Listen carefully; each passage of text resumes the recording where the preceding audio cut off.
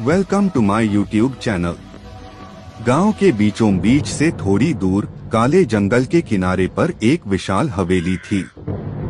हवेली इतनी पुरानी थी कि उसकी छतें झुक चुकी थीं, दीवारों पर गहरी दरारें थीं और दरवाजे हमेशा कराहते हुए खुलते थे।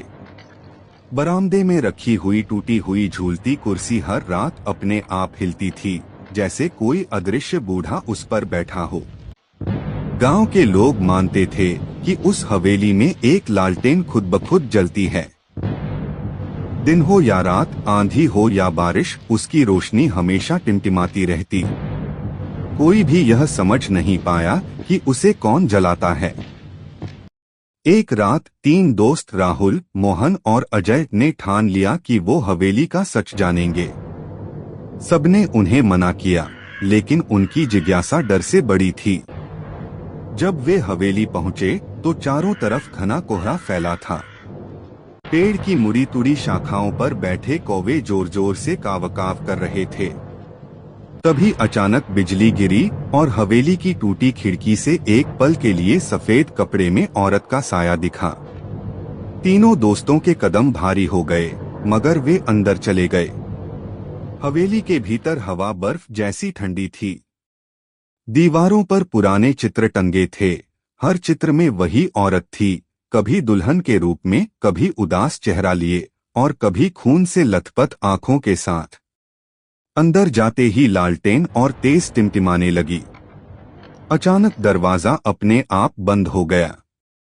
अजय ने कुर्सी की ओर देखा, वो अपने आप जोर जोर से झूल रही थी। मोहन डर के मारे कांप रहा था, लेकिन राहुल ने ऊपर खिड़की की ओर इशारा किया। वहां वही औरत खड़ी थी।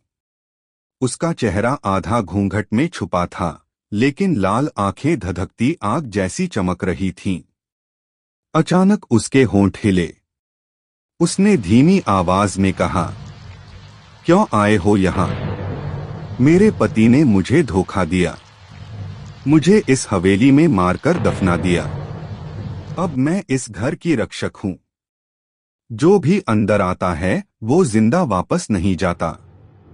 जैसे ही उसकी आवाज गूंजी, हवेली की दीवारों से खून रिसने लगा। हर खिड़की पर दर्जनों परछाइयां खड़ी हो गईं। कौवे जोर जोर से पंख फड़फड़ाने लगे। मोहन चीखते हुए भागना चाहता था, मगर दरवाजे अपने आप बंद हो चुके थे। तभी लालटेन जमीन पर गिरकर टूट गई और पूरी हवेली अंधेरे में डूब गई। उस अंधेरे में केवल लाल आंखें चमक रही थीं। एक एक कर दोस्तों की चीखें गूंजी और फिर हवेली शांत हो गई। अगले दिन गांव वालों को हवेली के बाहर सिर्फ 3 टूटी हुई मोबाइल और एक अधजली लालटेन मिली।